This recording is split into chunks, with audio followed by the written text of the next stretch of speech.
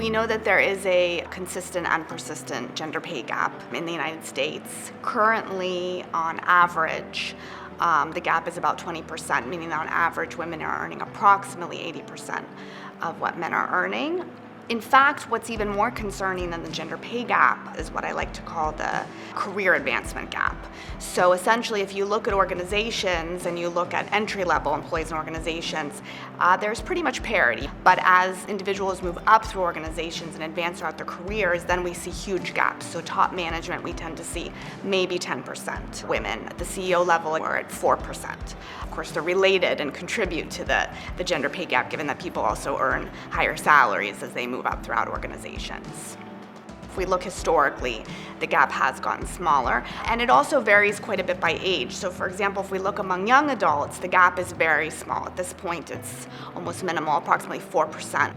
Where the gap really balloons is around age 35. Not surprisingly, around age 35 is also when caregiving responsibilities tend to be high, child care, elder care, etc.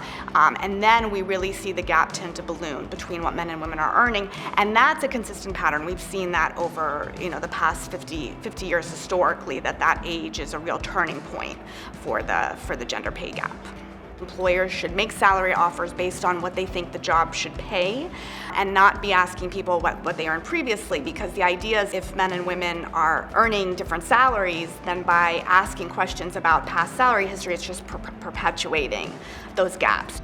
One of the ways in which researchers, including myself, have tried to understand this gap is through gender differences in negotiation processes, meaning are men more likely to ask for even slightly higher salary, right? Or during a negotiation, are men perhaps more competitive, more assertive than women tend to be? Can that help explain the salary gap we see? And I would really encourage anyone who is in the process of receiving a job offer, accepting a job offer, to think about negotiation, to think about potentially negotiating the salary or perhaps other aspects of the offer.